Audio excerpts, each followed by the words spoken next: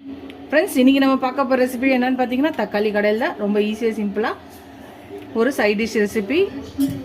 பருப்பில்லா சமையல் தான் நீங்கள் டக்குன்னு செய்யணும்னு நினச்சிங்கன்னா இந்த ரெசிபி செய்யலாம். வாங்க இந்த தக்காளி கடையில் எப்படி செய்யலான்னு பார்க்கலாம். குக்கர் எடுத்துக்கலாம். அதில் 5 தக்காளி, ஒரு வெங்காயம், ஒரு 5 பச்சை மிளகாய் போட்டுக்கலாம். ஒரு உருளைக்கிழங்கு பொடியை நறுக்கி இருக்கேன், அதையும் போட்டுக்கலாம். 1 ஸ்பூன் மஞ்சள்தூள், 1 table spoon Kashmiri chilli powder கலருக்காக. கொஞ்சம் தண்ணி ஊற்றிக்கலாம். 1 கொத்து கருவேப்பிலை போட்டுக்கலாம்.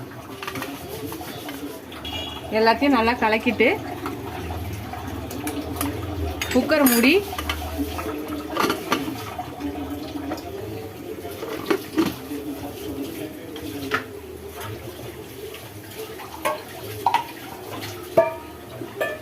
விசில் போட்டு 5 விசில் வச்சு ப்ரெஷர் அடங்கணும்னு ஓப்பன் பண்ணலாம்.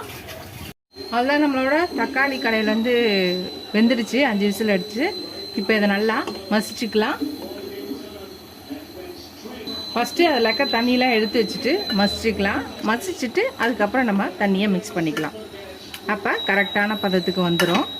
உங்களுக்கு இந்த மாதிரி மசிக்கிறதுக்கு முடியலன்னு நினச்சிங்கன்னா மிக்சியில் ஆறுனதுக்கப்புறம் பல்ஸ் மோடில் லைட்டாக போட்டு இது பண்ணிங்கன்னா வந்துடும். இதுக்கு தேவையான அளவு உப்பு போட்டுக்கலாம். இப்போ திருப்பியும் மிக்ஸ் பண்ணிக்கலாம்.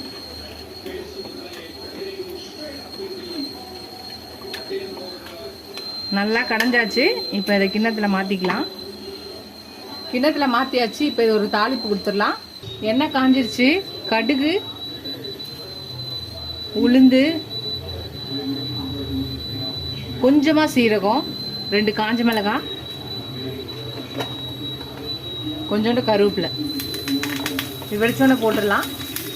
அதில் வெடிச்சிருச்சு. இதை எடுத்து இந்த தக்காளி கடையில் போட்டுடலாம். அவ்வளோதான் நம்மளோட தக்காளி கடையல். ரொம்ப ஈஸியாக சிம்பிளாக பருப்பே இல்லாமல் ஒரு தக்காளி கடையல் சாம்பார் டைப்பில் ரெடி ஆயிடுச்சு. இட்லி, தோசை எல்லாத்துக்குமே ரொம்ப நல்ல காம்பினேஷனாக இருக்கும். இன்றைக்கி நான் இதை இட்லியோட தான் சர்வ் பண்ணுறேன். தக்காளி கடையல் ரொம்ப ஈஸியாக சிம்பிளாக டக்குன்னு செய்யக்கூடியது.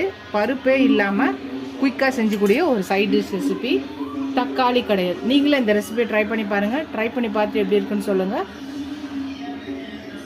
இதுவரை சப்ஸ்கிரைப் பண்ண எல்லா ஃப்ரெண்ட்ஸ்க்கு தேங்க்ஸ். சப்ஸ்கிரைப் பண்ணாதவங்களாம் சப்ஸ்கிரைப் பண்ணிட்டு பாருங்கள். எனக்கு என் சேனலுக்கு சப்போர்ட் பண்ணிங்கன்னு நினைக்கிறேன். இதோட அடுத்த ரெசிபியில் பார்க்கலாம். டாடா பாபா ஃப்ரெண்ட்ஸ்.